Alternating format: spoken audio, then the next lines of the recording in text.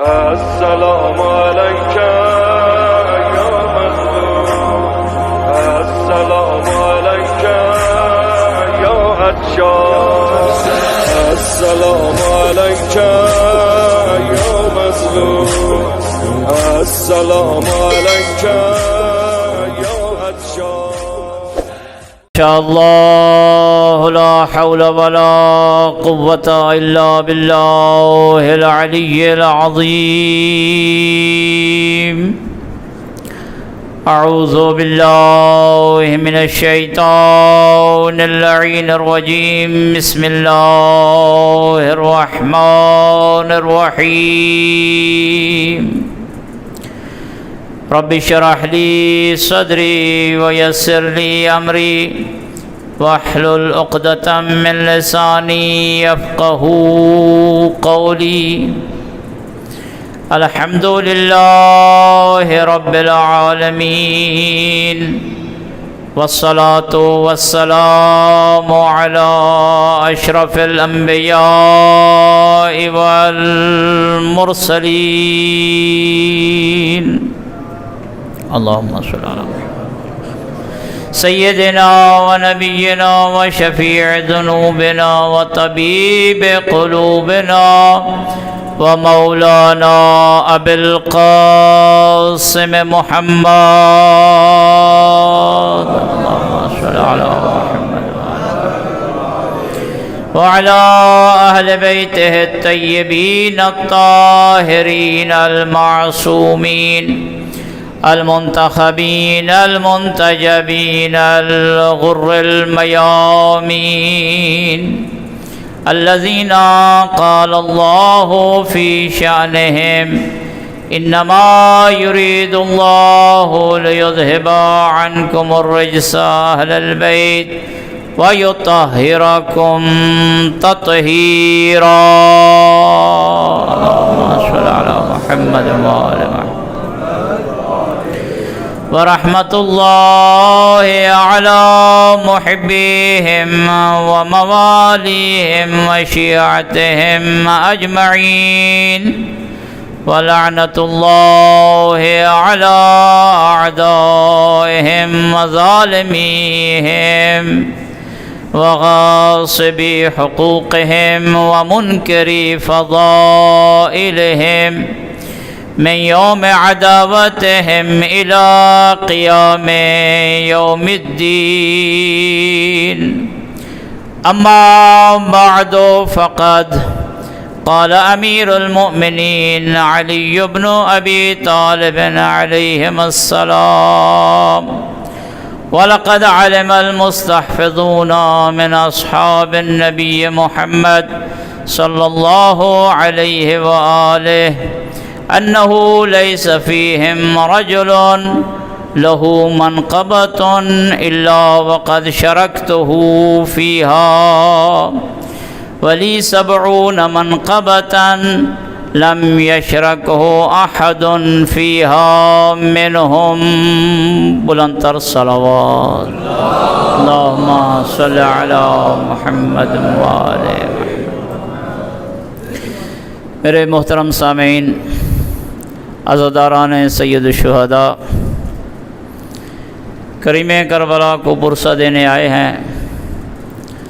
میں پہلے دن کی مجلس میں عموماً یہ کہا کرتا ہوں کہ یہ شیعان حیدر کرار کو شرف حاصل ہے کہ وہ اپنے نئے سال کا آغاز حسین حسین کر کے کرتے ہیں. لوگ اپنے نئے سال کا آغاز پتہ نہیں کیسی محفلیں برپا کر کے کرتے ہیں. نامہ اعمال کو سیاہ کرنے کے ساتھ ساتھ اپنے منہ کو بھی کالا کرتے ہیں. شیعہ، یہ تجھے افتخار حاصل ہے اور یہ شرف تجھے نصیب ہوا ہے کہ ہم اپنے نئے سال کا آغاز پرسہ حسین سے کرتے ہیں. اس سے گویا ہم یہ اعلان کر رہے ہوتے ہیں کہ ہم اپنے نئے سال کی برکات، نئے سال میں جو اللہ کی رحمتیں ہیں، وہ دروازہ حسین سے داخل ہو کر لیں گے. شیعہ یہ امتیاز بھی آپ ہی کو نصیب ہے، یہ فخر بھی آپ ہی کو ملا ہے، یہ ہر ایک کو نصیب ہی نہیں ہوتا کہ وہ اس صف عزا پہ آئے اور بیٹھے۔ یہ اسے نصیب ہوتا ہے جس کے بارے میں حضرت امام جعفر صادق علیہ الصلوۃ والسلام نے ارشاد فرمایا، صادق آل محمد چھٹے امام ہمارے ہیں ہی صحیح، لیکن وہ امام ہیں جس کے دروازہ سے چاروں اماموں نے خیرات لے کے اپنے اپنے الگ الگ مذہب بنائے، اسے صادق آل محمد کہتے ہیں۔ اور وہ ہیں صادق آل محمد جس کے پاس آنے والا اگر 2 سال بھی آیا ہے تو یہ کہہ کے خارج ہوا ہے کہ اگر یہی 2 سال نہ ہوتے میں ہلاک ہو جاتا۔ جو صادق آل محمد جہاں حیات اور زندگی کی خیرات بانٹے ہیں، علم کی خیرات بانٹے ہیں، فضل و کمال کی خیرات بانٹے ہیں، وہی صادق آل محمد ارشاد فرما رہے ہیں کہ اے شیعہ، اگر آپ ہمارے آل محمد کے فضائل سن کر ٹھنڈک محسوس کرو، من وجد فی قلبہ برد حبنا، جو ہم آل محمد کے فضائل سن کے ٹھنڈک محسوس کرے، فلیشکر لامہ، گھر میں جا کے ماں کے قدموں کا بوسہ لے کے شکریہ ادا کر کے کہے، اماں جان تیرا شکریہ، تو نے میرے باپ کے حق میں خیانت نہیں کی، آپ نے میرے باپ کے حق میں خیانت۔ یہ جذباتی جملے نہیں کہتے ہم، یہ ہمارا عقیدہ ہے، یہ آل محمد کے بیان کیے ہوئے فرمودات اور پیغامات ہیں میرے دوستو۔ اس صف عزا پہ مقدروں والے آتے ہی ضرور ہیں، لیکن وہی آتا ہے جسے حلال والی ماں نے حلال کا دودھ پلایا ہوا ہو، وہی آتا ہے، یہ بات طے ہے، اس میں کوئی 2 رائے ہیں ہی نہیں۔ سوالی نے پوچھا، مولا اگر ماں زندہ نہ ہو تو پھر کیا کیا جائے؟ حضرت نے ارشاد فرمایا، مشکل کشا علی کا بیٹا مشکل کشا، سارے سوالات ساری مشکلات کو حل کرنے والا۔ صادق آل محمد نے فرمایا پھر قبرستان چلا جائے، ماں کی قبر پہ سورہ فاتحہ پڑھ کر ہاتھ رکھ کر شکریہ ادا کرے، اماں جان تیرا شکریہ، تو نے مجھے حلال کا دودھ پلایا۔ میرے دوستو عزیزوں اور بزرگوں، یہ مجالس میں آنا، محافل میں آنا، عزاداری برپا کرنا، یہ مقدر کے ساتھ ساتھ جیسے میں نے عرض کیا ہے انسان اپنے نسب کی شناخت بھی بیان کر رہا ہے۔ آنے والا آیا نا کہ پیغمبر اکرم تشریف فرما تھے، جناب سلمان بھی تشریف فرما تھے، علی مرتضیٰ بھی تشریف فرما تھے، وہ منظر کیسا ہوگا؟ درمیان میں مصطفیٰ ہیں، دائیں طرف علی مرتضیٰ ہیں، بائیں طرف وہ بیٹھے ہیں جسے فخر سے مصطفیٰ کہتا ہے السلمان منا اہل البیت، سلمان ہم اہل بیت میں سے۔ یہ تینوں ہستی تشریف فرما ہیں۔ ایک بچے کو اٹھا کر ایک شخص آیا ہے، آ کر کہتا ہے کہ مولا اس بچے کا باپ اس دنیا سے انتقال کر گیا ہے، لیکن ہمیں معلوم نہیں ہے یہ اسی کا بیٹا ہے یا کسی اور کا ہے، اب اس کی میراث کی تقسیمی کا وقت ہے، لہذا ہم میراث تقسیم کرنے میں پریشان ہیں۔ گھبرا تو نہیں گئے میری باتوں سے؟ یا علی جناب یوسف بحرانی، چونکہ ایک عظیم دینی درسگاہ میں مجھے پڑھنے کا شرف حاصل ہو رہا ہے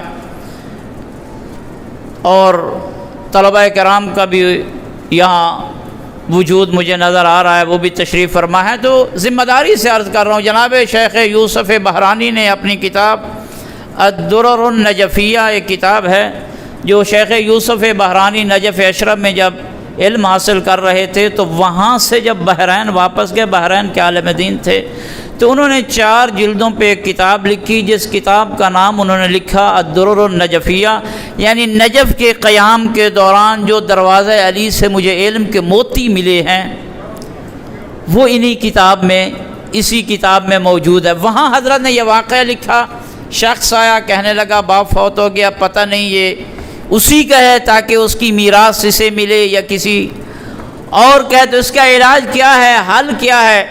حضرت سید الرسول سرکار دو عالم نے ارشاد فرمایا سلمان کو، سلمان آپ اٹھ جائیے۔ سلمان اٹھ گئے، پھر جو بچہ لے کر آیا تھا اسے کہا کہ علی کے سامنے سے گزارو، علی کے سامنے، میں نے کتاب کا حوالہ دے دیا، علمی درسگاہ ہے، کتابیں موجود ہیں، جا کے دیکھ لیجئے گا، علماء سے پوچھ لیجئے گا۔ فرمایا علی کے سامنے سے گزارو مولا، گزارنے کے لیے ہم حاضر ہیں، پھر کیا ہوگا؟ سرکار دو عالم وما ینطق عن الہویٰ نبی کا مصداق جو ہے وہ ارشاد فرماتے ہیں جب گزرتے ہوئے بچہ علی کی طرف منہ پھیر کے مسکرا جائے سمجھ لینا اپنے باپ کا بیٹا ہے، سمجھ لینا یہ اپنے باپ کا بیٹا ہے، اور اگر ایسا نہ کرے پھر سمجھ لینا ماں کا ہے، باپ کا۔ میرے دوستو، انسان آج اس واقعہ یہ اس حدیث سے گھبرائے نہیں، پریشان ہو، تحقیقات سائنسی اس حد تک پہنچ چکی ہیں، ڈی این اے ٹیسٹ آج موجود ہے نا، اسی ڈی این اے ٹیسٹ کے ذریعے سے تو پتہ چل جاتا ہے کہ یہ کس کے خون سے یہ ہے، تو جو ڈی این اے ٹیسٹ آج کے سائنس ایجاد کریں اور اس مشینری کے ذریعے سے پتہ چل جائے تو اللہ کا پیدا کردہ ڈی این اے ٹیسٹ علی کی ولایت سے کیسے نہ پتہ چلے؟ درود بھیجے گا بلند آواز سے، اللہم صلی علی محمد وآلہ۔ عزیزو، دوستو، بزرگو، سامعین محترم، عزاداری سید الشہداء ایک عظیم جوہر ہے جو ہم تک پہنچا ہے۔ اس قیمتی جوہر کا احساس شاید ہمیں نہ ہو، لیکن اسے ہے جس نے اس قیمتی جوہر کو ہم تک پہنچانے کے لیے کیا کیا قربانیاں پیش کی ہیں۔ توکل کا زمانہ، عباسی کا زمانہ، متوکل عباسی اتنا ظالم اور جابر خلیفہ تھا، کہتے ہیں وہ بنی عباس کا یزید تھا جیسے بنی امیہ کا یزید گزرا۔ اس زمانے میں جن لوگوں نے زندگیاں گزاری اور اس کڑے ماحول میں بھی انہوں نے عزاداری کو برپا کیا، مجالس کو برپا کیا۔ جب کوئی کربلا جاتا تھا عباسی متوکل کہتا تھا زیارت پہ آئے لیکن اپنا دایاں بازو قربان کرے، وہ کہتے تھے ہمارا دایاں کیوں لیتے ہو، بایاں بھی حاضر ہے۔ سید الشہداء کی زیارت کے لیے ان لوگوں نے اپنے بائیں اور بازو قربان کروا کے سنت عباس پہ چل کر ہم تک یہ قیمتی جوہر پہنچایا ہے۔ اس عزاداری سید الشہداء کو منانا ہمارے جذبات نہیں ہیں، عزاداری سید الشہداء کا منانا، دیکھیے نا اس عزاداری میں کہا کرتا ہوں کہ یہ کائنات میں واحد اجتماع ہوتا ہے جس اجتماع میں ہر قسم کا فرد موجود ہوتا ہے، بچہ بھی موجود ہے اور بچے کی مختلف ایجز کے ساتھ وہ یہاں حاضری دیتا ہے، جوان بھی موجود ہے اور جوان اپنے مختلف ایجز کے ساتھ یہاں موجود ہے، پیر اور بزرگ بھی موجود ہے، اور اس کی وجہ یہی ہے کہ جس مکتب سے یہ درس لیتے ہیں، مکتب کربلا میں جو مدرس اور ٹیچر ہیں وہ بھی ہر ایج کے موجود ہیں۔ شش ماہ ہے تو اس کے لیے اصغر استاد موجود ہے، جوان ہے تو اس کے لیے اکبر استاد موجود ہے، اگر نوجوان ہے تو اس کے لیے قاسم استاد موجود ہیں، اور اگر کوئی بوڑھا ہے تو اس کے لیے حبیب جیسا بوڑھا استاد موجود ہے۔ یہ ایسا مکتب ہے جس مکتب میں ہر عمر کے انسان کے لیے یہاں درس کا سسٹم موجود ہے۔ بس میرے دوستو، عزیز اور بزرگوں، عزاداری سید الشہداء اتنی عظیم چیز ہے جس سے ہم نئے سال کا آغاز کر کے یہ بتاتے ہیں اگر اس سال میں ہمیں زندگی ملے گی تو حسین سے ملے گی، زندگی اس نئے سال کی ملے گی تو حسین کر کے ہمیں ملے گی۔ ہر انسان جب نئے کام کا آغاز کرتا ہے نا، کوئی نہ کوئی ایک بہترین کام کا، ہم نئے سال کی طرف جا رہے ہیں تو ہمارا نئے سال کا آغاز حسین کر کے ہے۔ لیکن یہاں میں ایک میسج دوں گا میرے دوستو، عزیز اور بزرگوں، پھر انشاءاللہ میں اپنے موضوع کی طرف آؤں گا، چونکہ پہلے دن کی مجلس ہے۔ کبھی یہ سوچا کہ سید الشہداء نے 61 ہجری میں کربلا میں یہ قیام کیا کیوں ہے؟ توجہ ہے میری باتوں کی طرف۔ حضرت امام حسین علیہ السلام نے کربلا میں یہ اتنی عظیم قربانی دی کیوں ہے؟ یہ قربانی ایسی قربانی ہے کسی نبی نے اتنی قربانی نہیں دی ہے، کسی نبی نے، اور میں ذمہ داری اور تحقیق کے ساتھ یہ عرض کر رہا ہوں، کسی نبی نے اتنی قربانی نہیں دی ہے، اور یہ اس قدر عظیم قربانی ہے، اگر یہ قربانی نہ ہوتی کسی نبی کی محنت آخر تک نہ پہنچتی۔ نبیوں کی جو نبوت ہے، رسولوں کی جو رسالت ہے، 61 ہجری میں خطرے میں پڑ گئی تھی۔ 61 ہجری میں خطرے میں پڑ گئی تھی، سید الشہداء نے یہ قربانی پیش کر کے آدم کی نبوت کو بچا لیا، نوح کی نبوت کو بچا لیا، موسیٰ و عیسیٰ کی رسالت و نبوت کو بچا لیا، ابراہیم و اسماعیل کی خلت کو بچا لیا، یعقوب و یوسف کی محنت کو بچا لیا، خود سید الرسل کی محنت کو بچا لیا۔ یہ عظیم قربانی جو سید الشہداء نے دی، اس کا مقصد، اس کا قیام کی غرض اور غایت کیا ہے میرے دوستو؟ بس یہ میسج، اور اس کے بعد مجھے آگے جانا ہے۔ عام طور پر یہی کہا جاتا ہے کہ 61 ہجری میں جو ماحول تھا وہ ظلم اور جور کا ماحول تھا۔ اس وقت کا جو خلیفہ تھا یزید، وہ ایک شرابی تھا، زانی تھا، اور اس کے ہاں نہ ماں کا احترام تھا، نہ بہن کا احترام تھا، نہ بیٹی کا کوئی لحاظ تھا۔ رشتوں اور جو مقدسات ہوتے ہیں، انسانی مقدسات، ان انسانی اقدار کو پامال کیا جا رہا تھا۔ اس لیے یہاں میں روک کے یہ جملہ کہتا ہوں، عزادارو، حسین ابن علی کا پرسہ منانے کے لیے شیعہ ہونا ضروری نہیں ہے۔ حسین ابن علی کو پرسہ دینے کے لیے کوئی مسلمان ہونا بھی ضروری نہیں ہے۔ حسین ابن علی کو پرسہ دینے کے لیے بس ایک چیز کا ہونا ضروری ہے، وہ میں آپ کی اعلیٰ سماعتوں کے حوالے کرنا چاہوں گا۔ شیعہ ہونا ضروری نہیں ہے، شیعہ ہے یا سنی ہے، بریلوی ہے، دیوبندی ہے، چکڑالوی ہے، نقش بندی ہے، جو بھی ہے، یہ ضروری نہیں ہے۔ مکتب حسین ہی ایسا ہے جس کے دروازے سے یہ لکھا ہوا ہوتا ہے کہ جو بھی داخل ہو کم از کم اس کے اندر انسانیت ہو، اس کے اندر انسانیت ہو۔ تو بس کہا جا سکتا ہے مذہب حسینیت اور مذہب مکتب حسین ابن علی نہ شیعیت کے ساتھ خاص ہے، نہ سنیت کے ساتھ خاص ہے، نہ بریلویت کے ساتھ خاص ہے، نہ دیوبندیت کے ساتھ خاص ہے، نہ کسی اور ان بنائے ہوئے مذاہب کے ساتھ ہے، بلکہ مذہب حسین ابن علی وہی ہے جس کو خالق نے جب خلق فرمایا تو فرمایا وَلَقَدْ كَرَّمْنَا بَنِي آدم، ہم نے بنی آدم کو مکرم اور معظم کیا ہے۔ مکتب حسین ابن علی کے لیے انسانیت، ضمیر زندہ ہونا چاہیے۔ تو اقدار انسانی پامال ہو رہی تھی 61 ہجری میں، سید الشہداء نے قیام فرمایا۔ عام طور پہ یہی جواب دیا جاتا ہے کہ اس زمانے میں شراب عام تھی، ظلم ہو رہا تھا، جور ہو رہا تھا، فسق و فجور ہو رہا تھا۔ سید الشہداء اس ظلم اور جور اور فسق اور فجور کے سامنے بند باندھنے گئے تھے۔ توجہ ہے میری باتوں کی طرف؟ یہاں میں ایک عرض کروں گا، کربلا سے پہلے سابقہ انبیاء کے زمانے کی طرف چلے جائیے، کسی نبی میں یہ ظلم و جور نہ تھا۔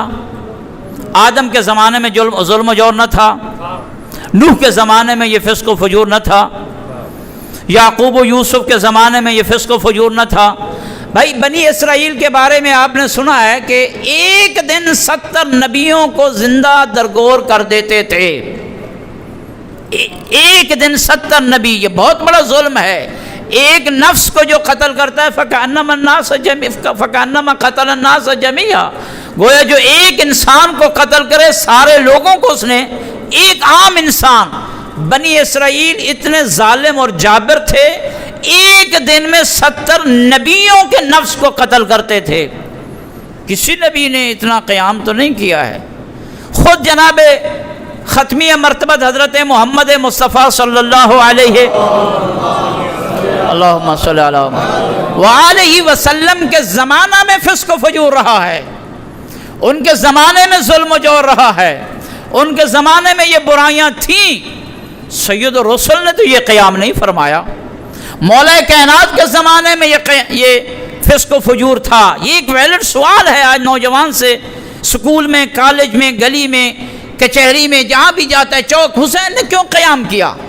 سید الشہداء کا پرسہ دیتے ہو کہ حسین نے قیام کیا، غرض کیا تھی، غایت کیا تھی، وجہ کیا تھی؟ سید الشہداء نے یہ قیام، اور اتنا عظیم قیام جس قیام کی بدولت نبیوں کی نبوت کی لاج رکھی گئی، یہ عام قیام نہیں ہے۔ اس قیام کی وجہ کیا تھی؟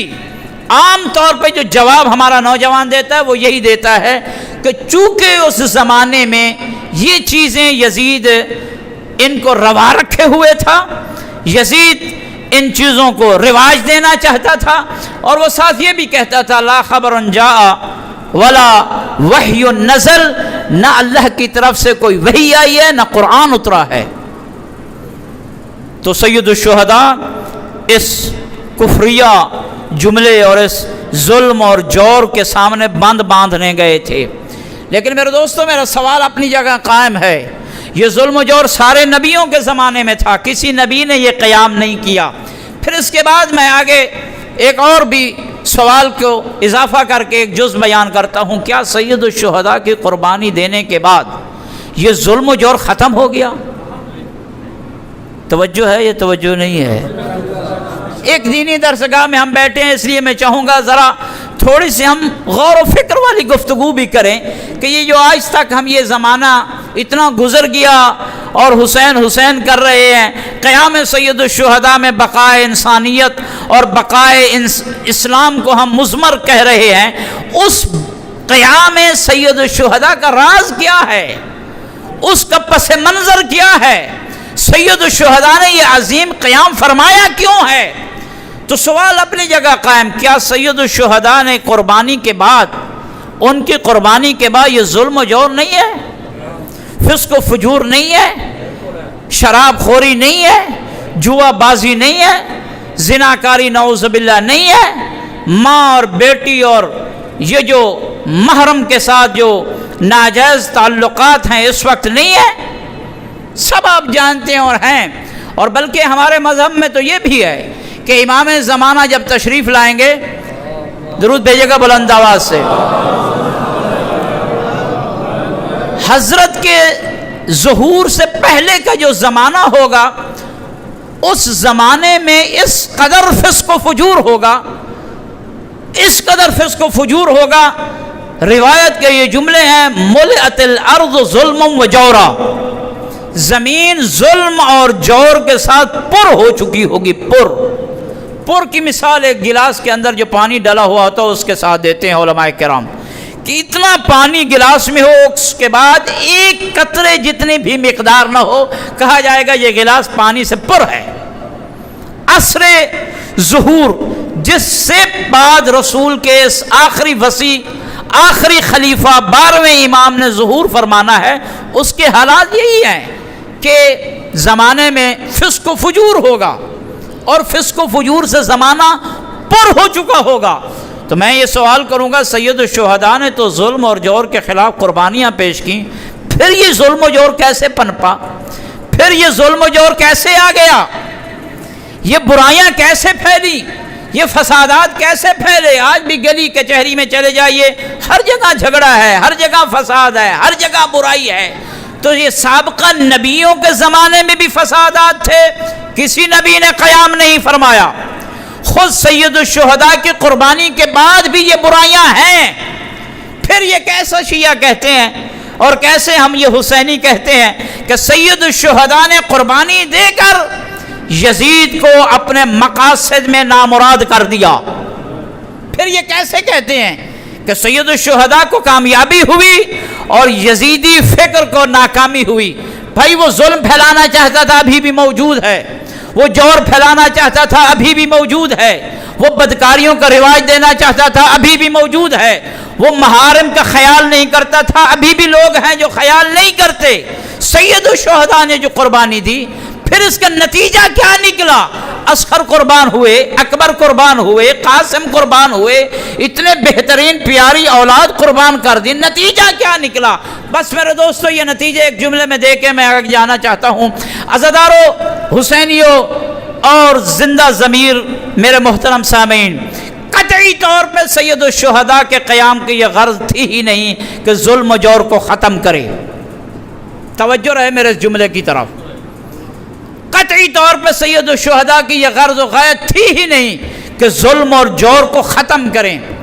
قطعی طور پہ سید الشہداء کی یہ غرض اور غایت قیام کی تھی ہی نہیں کہ جو یہ یزید چاہ رہا ہے اس کو قیامت تک کے لیے مار دے اور یہ چیز پھر ہو ہی نہ۔ قطعی طور پہ یہ غرض و غایت نہ تھی۔ غرض و غایت کیا تھی؟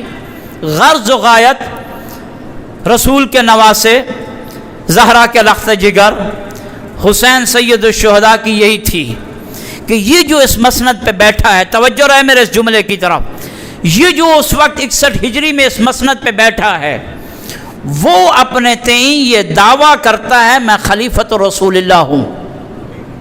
وہ خلیفہ ہونے کا دعویٰ کرتا تھا یا نہ کرتا تھا؟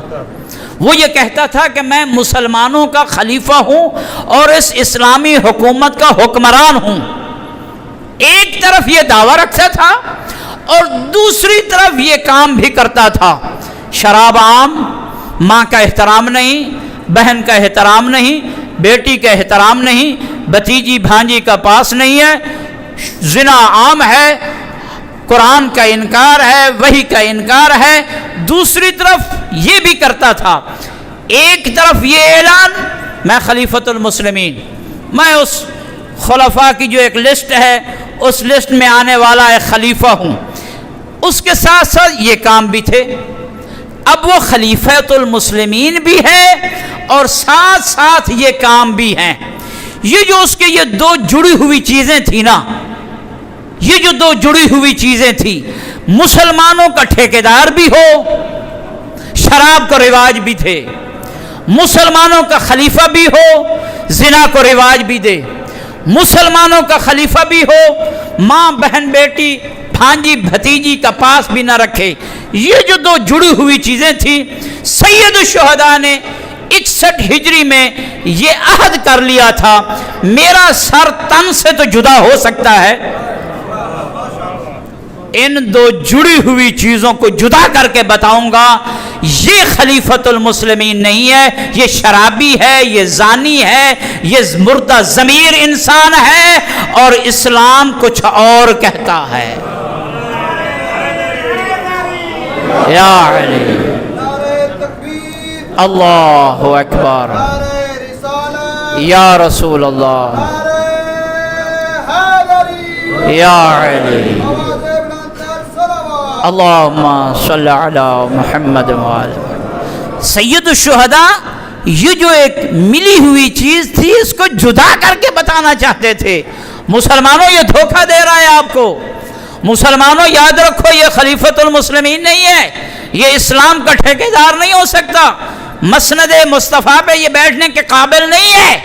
جو ایک طرف مسند مصطفیٰ پہ بیٹھے، جو ایک طرف اس متبرک بابرکت مقدس جگہ پہ بیٹھے اور دوسری طرف قرآن کی دھجیاں اڑائے، دوسری طرف اسلامی اقدار اور اسلامی تعلیمات کی نفی کرے، سید الشہداء نے اپنے قیام میں یہ جدا کر کے بتا دیا۔ دعوے دار اور ہوتے ہیں اور اسلام کے حقیقی علمبردار اور ہوتے ہیں۔ دعوے دار ہونا کوئی بڑی بات نہیں ہے، حقیقی علمبردار ہونا یہ بڑی بات ہے۔ تو مارکہ سید الشہداء منحصر ہے اسی میں، یہ آخری جملہ اور پیغام تمام۔ مارکہ سید الشہداء کربلا کا یہ مارکہ قیامت تک جاری ہے یا جاری نہیں ہے، یا ختم ہو گیا؟ کیا یہ ہم نعرہ نہیں لگاتے؟ آج تو مجھے بینروں پہ بھی یہ جملے نظر آئے ہیں، کل ارضن کربلا و کل یوم عاشورا، ہمارا ہر دن عاشورا، ہماری ہر زمین کربلا کی زمین ہے۔ علماء تو یہ فرماتے ہیں کہ جب کربلا میں آنے کے لیے کوئی رکاوٹیں پیدا ہو جائیں، جیسے یہ کورونا کی وجہ سے رکاوٹ ہے، فرماتے ہیں کہ ہر قلب مومن میں، مومن کے دل میں حسین کی قبر ہے، مومن کے دل میں حسین کی قبر ہے۔ بس تھوڑا سا گناہوں سے اپنے آپ کو دور کر کے، اپنے اس قلب کو صاف کر کے دیکھ لے، اسے زیارت سید الشہداء نصیب ہو جائے گی۔ عزیزو پیغام یہی ہے، کربلا یہ جاری ہے یا جاری نہیں ہے؟ یہ قیام سید الشہداء کا جو نعرہ تھا وہ جاری ہے یا جاری نہیں ہے؟ اگر جاری نہیں ہے تو اس کی دلیل دے رہا ہوں کہ نہیں، جاری ہے۔ جب سید الشہداء نے ساری اولاد قربان کروا دی، سارے بیٹے قربان کروا دیے، اہل بیت قربان، اصحاب قربان، سارے قربان، آخر میں رہ گئے سید الشہداء۔ نظر یمیناً و شمالا، دائیں بھی دیکھا بائیں بھی دیکھا، مرثیے پڑھے، اکبر کہاں سو گئے، قاسم کہاں سو گئے، عباس کہاں سو گئے۔ مرثیے پڑھنے کے بعد لکودک صحرا میں کھڑے ہو کے صبر و استقامت کے پہاڑ حسین نے ایک ندا بلند کی. وہ ندا میرے اور آپ کے لیے تھی. وہ ندا قیامت تک کے آنے والے حسینیوں کے لیے تھی. وہ ندا 1442 ہجری میں جو لوگ سید الشہداء کو پرسہ دینے اکٹھے ہوئے ہیں، یہ ان کے لیے ندا تھی. یہ ندا قیامت تک کے لیے. کیا ندا بلند کی حضرت نے؟ سید الشہداء نے فرمایا حل من ناصر ینصرنا، کوئی ہے جو میں حسین کی مدد کو آئے؟ کس کے لیے پکار رہے تھے؟ بچے سارے قربان ہو گئے. کن کو بچانے کے لیے یہ مدد کے لیے آپ یہ ندا بلند فرما رہے تھے؟ حل من ناصر ینصرنا. میرے دوستو، عزیز اور بزرگوں، وہ اپنے پیغام کی حفاظت کے لیے مدد کو پکار رہے تھے. کون ہے جو میں حسین کے پیغام کو آگے تک پہنچائے؟ اس نے میرے پیغام کو پہنچایا تو اس نے گویا میں حسین کی مدد کی.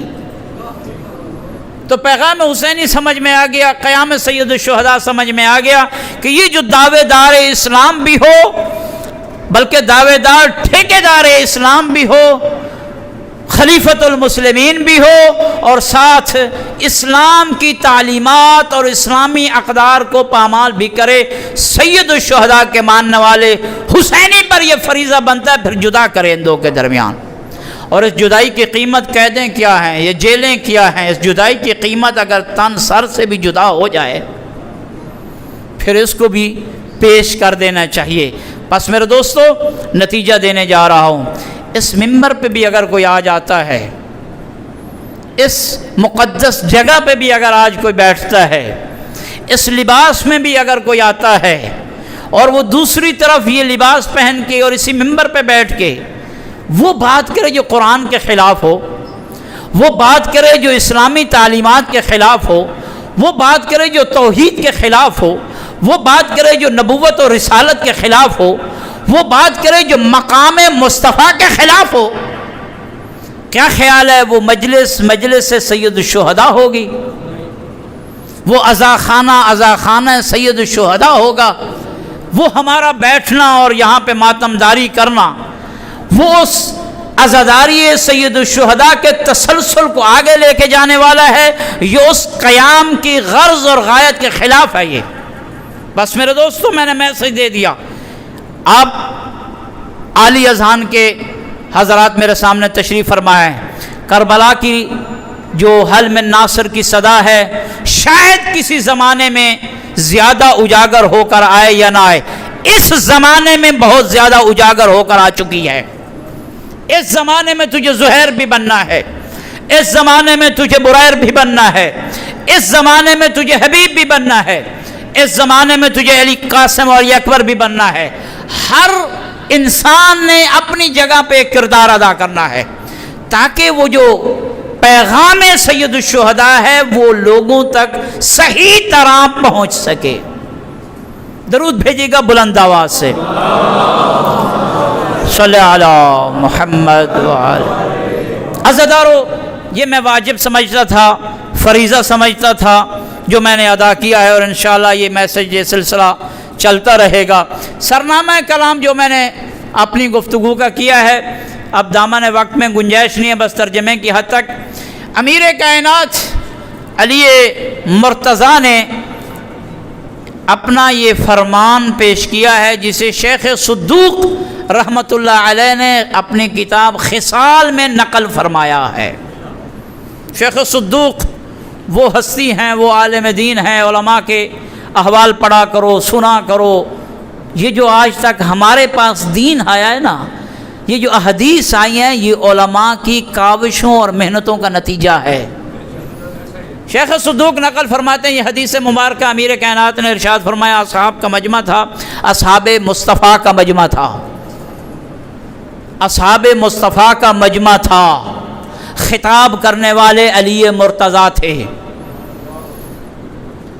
فرق اتنا ہی ہے میرے دوستو، عزیز اور بزرگوں، اصحاب میں اور اہل بیت میں، کہ اصحاب آگے بیٹھیں یا مصطفیٰ خطبہ دیں گے یا علی خطبہ دیں گے. خطبہ دینے کی جگہ پہ صحابی نہیں آ سکتا. یہی فرق ہے اہل بیت اور صحابی میں حضرت نے ارشاد فرمایا کہ گواہ رہنا اے صحابیوں، آپ کے کسی فرد کی جو بھی کوئی فضیلت ہے وہ نہیں ہے مگر یہ کہ میں اس فضیلت میں شریک ہوں۔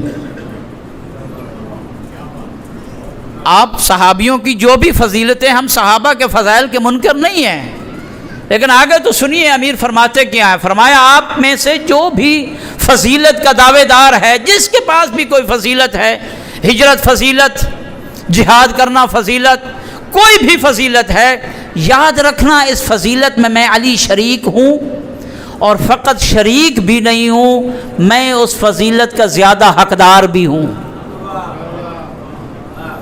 میں اس فضیلت کا زیادہ حقدار بھی ہوں، لیکن لی 70 منقبتاً، لیکن میں علی کی 70 ایسی فضیلتیں ہیں، میں علی کی 70 ایسی فضیلتیں ہیں، لم یشرکہ احد منہم، آپ میں سے کوئی ایک بھی اس ایک فضیلت میں بھی شریک نہیں ہے۔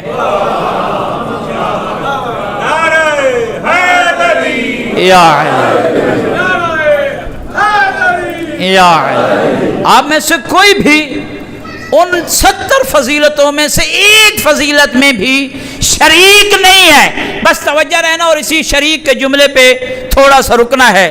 ہم توحید کے رتبے کو بھی جانتے ہیں، رسالت و نبوت کے رتبے کو بھی جانتے ہیں۔ ابھی میں نے تمہید میں بتایا یہی ہے کہ توحید توحید رہے، رسالت رسالت رہے، نبوت نبوت رہے، امامت امامت رہے، ولایت ولایت رہے۔ یہ ہمیں کوئی نہ سمجھائے کہ مقام توحید کیا ہے۔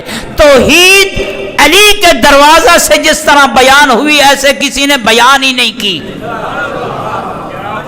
اور میں تو کہا کرتا ہوں مسلمانوں، اگر درس توحید لینا ہے تو علی کے دروازے سے آ کر لو، بنی تیمیہ کے دروازے سے نہ لو، ابن تیمیہ کے دروازے سے توحید نہ لو۔ علی مرتضیٰ نے فرمایا میری ایسی 70 فضیلتیں ہیں جن میں آپ میں سے کوئی بھی شریک نہیں ہے۔ بس میرے دوستو، عزیزوں اور بزرگوں، ہم اسے علی کہتے ہیں، توجہ رہے، ہم اسے علی کہتے ہیں جس کا خالق اللہ، کل کو یہ نہ کہ یہ کیسا جملہ کہا، میں ذمہ داری سے جملہ کہہ رہا ہوں، جس کا خالق اللہ اور جس کا پیدا کرنے والا اللہ اپنی ہر صفت میں لا شریک ہے، اس کا پیدا کردہ پیدا شدہ مخلوق علی اپنی ہر صفت میں لا شریک ہے۔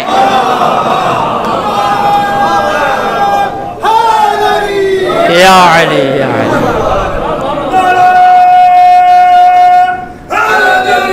یا علی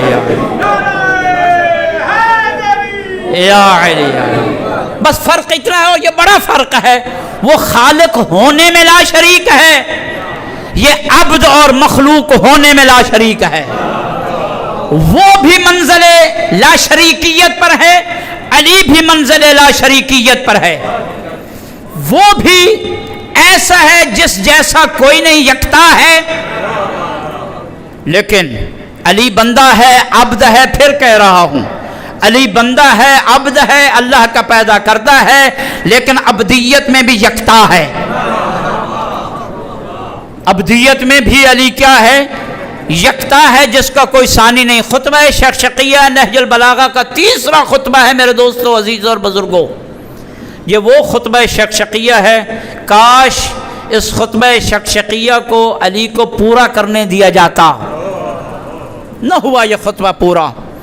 اس خطبہ شقشقیہ میں اپنے کمال فضائل بیان کرتے ہوئے حضرت ارشاد فرماتے ہیں، کیا کمال کے جملے ارشاد فرمائے حضرت نے؟ ارشاد فرماتے ہیں حضرت کہ میں وہ علی ہوں، میرے اس قدر فضائل اور مناقب ہیں، میرے اس قدر میری فضیلتیں ہیں، لا یرقى الی الطیر، آپ کی فکروں کا پرندہ جتنی پرواز کرے پھڑ پھڑا کے نیچے آئے گا، میرے فضائل تک نہیں پہنچے گا۔ لا یرقى الی الطیر، میں علی تک کوئی پرندہ پرواز ہی نہیں کر سکتا، کیا جملہ ارشاد فرمایا وَيَنْحَدْرُ عَنِّي السَّيْلُ، میں علی کے فضائل اس پہاڑ جتنے بلند ہیں کہ جس قدر بھی آپ کی فکروں کے پانی کا سیلاب اوپر ہوتا جائے گا پھر یہ نیچے آئے گا، میں اس قدر بلندی پر ہوں وہاں تک کوئی پہنچ ہی نہیں سکتا۔ اب سمجھ میں آئے گا مصطفیٰ کا یہ جملہ، یا علی لا یعرفک الا اللہ وانا،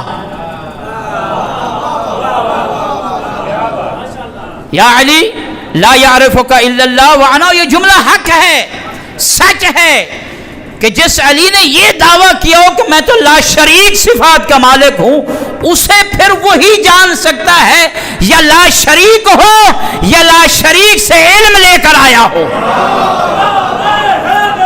یا علی یا علی یا علی مدد حق حیدر، علی بھائی لا شریک صفات کا مالک ہے، علی اپنی صفات میں یکتا اور تنہا ہے، پھر اس کو وہی جان سکتا ہے جو اللہ لا شریک ہے یا اس لا شریک کے درسگاہ سے پڑھ کے محمد آیا ہے۔ ہر انسان علی کو سمجھ ہی نہیں سکتا، ہر انسان علی کے بارے میں گفتگو جب سمجھ ہی نہیں سکتا اسے گفتگو کرنے کا حق ہی نہیں ہے۔ یہ منزل بڑی دور کی منزل ہے کہ آج ہم پڑھ گئے رضی اللہ کون ہے، سلام اللہ کون ہے۔ میرے دوستو یہ بھی ہماری کمزوریاں ہیں کہ ہم ان لفظوں میں پڑھ گئے۔ میرے دوستو عزیزوں اور بزرگوں، علی کو سمجھو گے کیا؟ میں ایک جملہ آپ کی خدمت میں عرض کرنے جا رہا ہوں، انشاءاللہ آپ اس کی قدر کریں گے۔ میں ان بحثوں میں نہیں پڑھتا ہوں کیونکہ یہ ہمارے مد مقابل ہیں ہی نہیں۔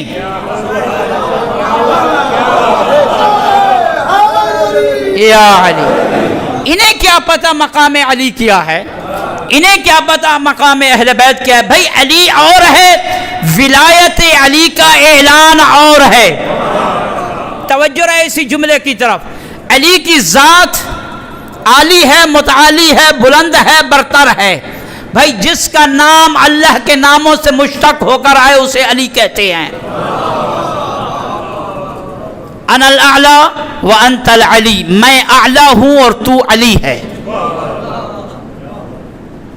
علی اور ہے، مقام اعلان ولایت علی رضی اللہ سلام اللہ کے بارے میں جملہ دے کے جا رہا ہوں۔ میرے دوستو عزیز اور بزرگوں، ذات علی اور ہے، اعلان ولایت علی اور ہے، بڑا فرق ہے، بڑا فرق ہے۔ ذات علی اور علی کی ولایت کا اناؤنسمنٹ، اعلان، سپیکر سے اعلان کرنا، بڑا فرق ہے یار، بڑا فرق ہے۔ ذات علی جسے اللہ اور مصطفیٰ جانے، اعلان ولایت علی۔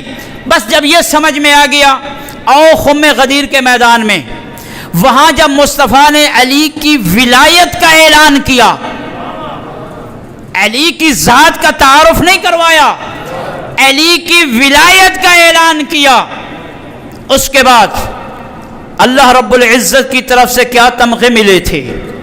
پہلا تمغہ الیوم اکملت لکم دینکم، آج میں نے آپ کے دین کو مکمل کر دیا۔ ورضیت لکم الاسلام دینا، بس یہاں رکنا ہے میرے دوستو عزیز اور بزرگوں۔ آج میں نے آپ کے لیے آپ کے اسلام کو اس سے راضی ہو گیا، بس یہی رکنا ہے۔ اعلان ولایت علی اور ہے، ذات علی اور ہے، رضی اللہ سلام اللہ کی بحثوں میں نہ الجھو، کون سلام اللہ کون رضی اللہ۔ میرے دوستو عزیز اور بزرگوں، علی کا اعلان ولایت اتنا درجہ رکھتا ہے جس اعلان ولایت کی بدولت آپ کا اسلام رضی اللہ بنا۔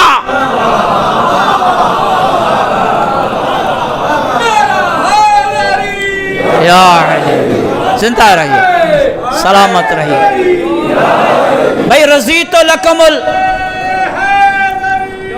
یا علی، رضیت لکم الاسلام مدینہ کا معنی کیا ہے؟ کسی مترجم کے ترجمے کو اٹھا کر دیکھ لیجئے، اللہ نے پہلا تمغہ دیا کہ میں نے آج آپ کے اسلام کو مکمل کر لیا۔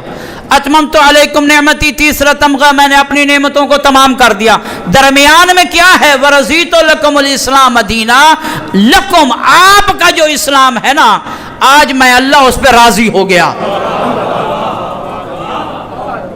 نماز کو حکم آیا، اللہ راضی نہ تھا، روزہ کو حکم آیا رضی اللہ نہ بنا.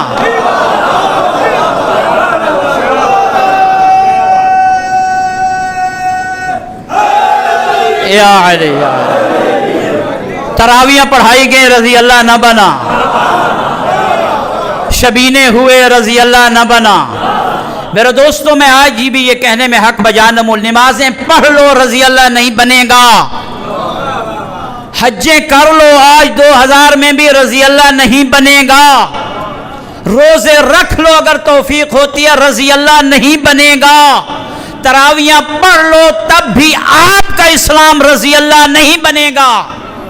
تب رضی اللہ آپ کا اسلام بنے گا جب علی کی ولایت کا اقرار ہوگا.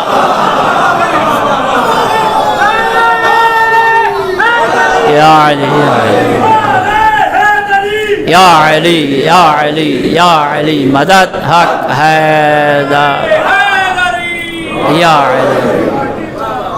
مسلمان ذات علی کے بارے میں کلام کرتا ہے وہ رضی اللہ ہے یا سلام اللہ ہے. بھائی جس اللہ کا دین رضی اللہ علی کے اعلان ولایت سے ہو. دین میرا نہیں, دین کسی مفتی کا نہیں, دین مصطفیٰ کا نہیں. اللہ اکبر. ذرا منزلیں مشکل ہوتی جا رہی ہے میرے ساتھ چلیے. دین مصطفیٰ کا نہیں ہے, دین دین الہی ہے. دین اللہ. مصطفیٰ اس دین کا مبلغ ہے. مصطفیٰ اس دین کا مبلغ ہے. وقت نہیں ہے ورنہ میں بیان کرتا. اللہ کا دین اگر رضی اللہ بنا تو علی کی ولایت سے, اور مصطفیٰ جو مبلغ بنا اس کی تبلیغ بھی تبلیغ الہی بنی اعلان ولایت سے. وَإِن لَّمْ تَفْعَلْ فَمَا بَلَّغْتَ رِسَالَتَهُ. اگر یہ کام آپ نے نہ کیا کچھ بھی نہیں کہ کوئی تبلیغ ہی نہیں کیا آپ نے. درود بھیجے گا بلند آواز سے صلی علی محمد. بس عزیزارو دامن وقت میں گنجائش نہیں ہے. امیر کائنات کی یہ منقبتیں یہ فضیلتیں انشاءاللہ میرا موضوع کلام ہوں گے. ان میں پہلی منقبت پہلی فضیلت جو لا شریک فضیلت ہے علی کی. امیر کائنات نے ارشاد فرمایا صحابیوں تم جانتے ہو کیا رسول نے یہ نہیں فرمایا تھا کہ ان اللہ تعالی رسخ حبی و حب اخی علی فی قلوب المؤمنین. اللہ نے مومنوں کے دلوں میں محمد اور میرے بھائی علی کی محبت کو راسخ کر دیا ہے. پس محبت علی جس دل میں ہے وہ اللہ کی طرف سے محبت ڈالی گئی ہے. پہلی منقبت حضرت نے فرمایا میرے بھائی مصطفیٰ اور آپ کے نبی نے یہ کہا نہیں تھا کہ میں محمد کی محبت اور علی کی محبت اللہ نے مومنوں کے دلوں میں راسخ کر دی ہے. پھر حضرت نے ارشاد فرمایا اور یہ بھی میرے بھائی مصطفیٰ نے کہا تھا کہ اللہ تعالیٰ نے رسخ بغضی و بغض علی فی قلوب المنافقین. اللہ نے میں محمد اور علی کی عداوت اور دشمنی منافقین کے دلوں میں رکھ دی ہے. پس میرے دوستو عزیز اور بزرگوں یہ محبت اہل بیت اطہار یہ ولایت علی ابن ابی طالب, اسی ولایت علی ابن ابی طالب کے پرچار کے لیے کربلا سجی, اسی دین کو محفوظ کرنے کے لیے کربلا برپا ہوئی. عاشق مدینہ سید الشہداء 28 رجب کو مدینہ چھوڑ کے جا رہے ہیں. اجرکم اللہ, اللہ آپ کے پرسہ کو قبول فرمائے.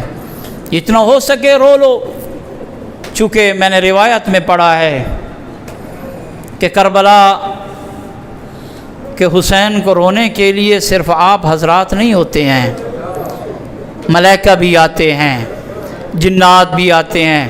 ملائکہ جب واپس جاتے ہیں نا تو آسمان پہ بسنے والی مخلوق یہ کہتی ہے آپ کہاں سے آ رہے ہو, آپ سے خوشبو آ رہی ہے, آپ سے خوشبو آ رہی ہے, اتنا عطر کہاں سے لگا کر آئے ہو. وہ کہتے ہیں ہم مجلس حسین سے ہو کر آ رہے ہیں. اور جو سید الشہداء کو رو رہے تھے نا، ان کے آنسو ہمارے جسموں پہ لگے ہیں۔ عزادارو، بڑا مقام ہے عزادار سید الشہداء کا۔ 28 رجب کو سید الشہداء نے مدینہ چھوڑا۔ میں کیا کرتا ہوں، حسین نے مدینہ چھوڑا نہیں، چھڑوایا گیا۔ اجرکم اللہ، حسین سے مدینہ چھڑوایا گیا۔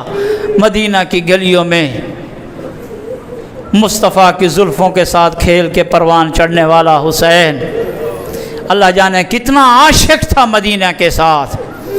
حاجی صاحبان بیٹھے ہوں گے، میں بھی حج پہ گیا ہوں، 7 یا 8 دن ہم مدینہ میں رہتے ہیں۔ اس کے بعد جب مکہ کی طرف جاتے ہیں نا، جب ہمیں گاڑیوں میں بٹھایا جاتا ہے، شیشے ہٹا کے مڑ مڑ کے کبھی گنبد رسول کو دیکھتے ہیں، حسرت سے دیکھتے ہیں اور کہتے ہیں یا رسول اللہ پھر آنا نصیب ہو۔ پھر اس کے بعد جنت البقیع میں اجڑی قبر زہرا کو دیکھتا ہے۔ حاجی 8 دن رہنے کے بعد اتنا مدینے سے مانوس ہو جاتا ہے۔ وہ حسین جو پلا بڑا مدینے میں ہو، کس قدر مانوس تھا۔ عزادارو، 28 رجب سے پہلے کی 2 راتیں سید الشہداء نے اپنے نانا کے روضے پہ شب بیداری میں گزار دی۔ شب بیداری میں گزار دی، شکوہ کیا امت کا۔ آخری شب تو یہی شکوہ کیا، نانا مجھے اپنے ساتھ قبر میں لے لے۔ امت نے جو تیرے بیٹے کے ساتھ سلوک کیا ہے اب زندہ رہنے کے قابل نہیں ہے، نانا مجھے اپنے ساتھ لے لے۔ عزادارو، پھر اس کے بعد جب الوداع کیا نا اپنے نانا کو، رسم ہے الوداع کی، یہ مجلس ہوتی ہے۔ پھر حضرت گئے ہیں اپنے بھائی حسن کے روضہ پہ، بھائی حسن کو الوداع کرنے گئے ہیں۔ تاریخ یہ کہتی ہے جب نانا کے روضے پہ آئے، وقار اور سکون کے ساتھ چل رہا تھا حسین۔ حسن کے روضے پہ آئے، پروقار طریقے سے چل رہا تھا، سکون کا پہاڑ چل رہا تھا حسین جب نانا اور بھائی کے روضے پہ آئے۔ عزادارو، جب جنت البقیع میں اپنی ماں کی قبر پہ گیا ہے نا، اجرکم اللہ، تاریخ کہتی ہے حسین دوڑے، اس طرح دوڑے جیسے بچہ ماں کی آغوش میں آتا ہے، بےتاب ہو کر ماں کے دامن میں جیسے بچہ آتا ہے نا، ماں کی قبر پہ آپ کے حسین لیٹ گئے، لیٹ کر کہا اماں جان میرا آخری سلام ہو۔ حسین جا رہا ہے مدینے سے، سنو گے ماں زہرا نے کیا جواب دیے؟ زہرا نے 3 جواب دیے، صدیقۃ الکبریٰ نے بیٹے کو 3 جواب دیے۔ السلام علیک یا عطشان الام، او میرا پیاسا شہید ہونے والا بیٹا، میرا بھی سلام ہو۔ دوسرا سلام، السلام علیک یا غریب الام، او میرا پردیسی شہید ہونے والا بیٹا۔ عزادارو، تیسرا جواب جو حسین کو ماں نے دیا بڑا دردناک جواب تھا، کہا السلام علیک یا سحقان الام، او میرا وہ بیٹا جس کے لاشے پہ گھوڑے دوڑائے جائیں گے۔ اجرکم اللہ، اور میرا وہ بیٹا جس کے لاشے پہ گھوڑے دوڑائے جائیں گے۔ ماں کو الوداع کیا، سامان مرتب کیا، سامان مرتب کیا۔ عزادارو، ام ایمن آتی ہیں، حسین کی پھپھی ہیں، آ کر کہتی ہیں بیٹے حسین میں نے سنا ہے رخت سفر باندھا ہے، کچھ دیر کے لیے سفر متاخر کر دو، سفر پہ نہ جاؤ۔ کیوں اماں؟ اس لیے کہ اس گھر کا معمول ہے، پتہ نہیں کیا ہے، جب بھی کوئی مصیبت آتی ہے قوم جنات کے عورتوں کے نوحوں کی آوازیں آتی ہیں۔ بیٹا جب تیرے نانے کا لاشا اٹھا قوم جنات کی عورتوں کی آوازیں آئیں، تیرے بابے کا جنازہ اٹھا، تیرے بھائی کا جنازہ اٹھا، تیری ماں کا جنازہ اٹھا، قوم جنات کی عورتوں کے نوحوں کی آوازیں میں نے سنی۔ بیٹا میں آج بھی اپنے کانوں میں قوم جنات کے رونے کی آوازیں سن رہی ہوں، مجھے ڈر ہے کہ اس گھر پہ کوئی مصیبت آ رہی ہے۔ پھپھی کو تسلی دی، کہا یہ سفر ناگزیر ہے، یہ سفر مجھے کرنا ہے، جو ہونا ہے وہ ہونا ہے، میں نے یہ سفر کرنا ہے۔ اب آئیے حسین کو الوداع کرنے وہ ہستی جس نے حسین کو ماں کی طرح پالا ہے۔ ام سلمہ عصا کے سہارے آئی، ام المومنین بیٹے کے پاس آئی، آ کر کہا حسین بیٹا میں جلدی سے منزلیں طے کر رہا ہوں، حسین بیٹا میں نے سنا ہے سفر پہ جا رہے ہو، ہر طرف چلا جانا، میں روکتی نہیں ہوں سفر سے، ہر جگہ چلے جانا، کربلا نہ جانا۔ عراق نہ جانا۔ اماں جان کیا وجہ ہے عراق نہ جاؤں؟ اماں جان کیا وجہ ہے میں عراق نہ جاؤں؟ ام سلمہ نے رو کر کہا بیٹے تیرے نانا رسول نے مجھے یہ کہا تھا عراق میں ایک سرزمین ہے کربلا، جس سرزمین میں میرا نواسا حسین بیٹا پیاسا شہید ہوگا کربلا نہ جانا۔ اچھا اماں نانا نے اور کیا کہا تھا؟ نانا تیرے نے مجھے ایک شیشی میں مٹی دی تھی، وہ مٹی بھی میرے پاس ہے۔ حسین نے کہا جہاں نانا نے مٹی دی ہے نا اور نانا نے تجھے کربلا کی خبر دی ہے، اگر پروگرام ہو میں کربلا دکھا نہ دوں؟ اگر پروگرام ہو میں کربلا دکھا نہ دوں؟ عزادارو علم امامت سے حسین نے ہاتھ بلند کیا، کربلا کی زمین سمٹ کے سامنے آ گئی۔ حسین نے کہا ام سلمہ یہ دیکھ رہے ہو جگہ یہاں میرے اکبر کو برچھی لگے گی؟ ام سلمہ یہ دیکھ رہی ہو جگہ یہاں میرا قاسم کا لاشا گرے گا؟ یہ دیکھ رہی ہو یہاں میرے اصغر کو 3 شعبہ تیر لگے گا؟ ام سلمہ نانی اماں یہ دیکھ رہی ہو کربلا فرات کی یہ کنارہ ہے، یہاں میرے عباس کے بازو قلم ہوں گے۔ ماں کو یہ منظر دکھا رہے ہیں، ام سلمہ ایک ایک منظر دیکھتی جا رہی ہے، پھر رو کر کہتی ہیں بیٹا یہ تو بتا جو ایک ہے سر جھکا ہوا ہے، گھوڑے کے گلے میں باہیں ڈلی ہوئی ہیں، کوئی تیر مار رہا ہے، کوئی پتھر مار رہا ہے، کوئی نیزے مار رہا ہے، اور جس کے پاس کچھ بھی نہیں ہے کربلا کی تپتی ریت پھینک رہا ہے، یہ غریب کون ہے؟ حسین نے رو کر کہا یہی تیرا بیٹا حسین ہے۔ جب میرا اکبر مارا جائے گا، میرا قاسم مارا جائے گا، میرا عباس مارا جائے گا، کوئی بچانے والا نہ ہوگا، کوئی چھڑانے والا نہ ہوگا، میں تنہا حسین ہوں گا، ہزاروں کی فوجیں ہوں گی۔ الا لعنت اللہ علی القوم الظالمین۔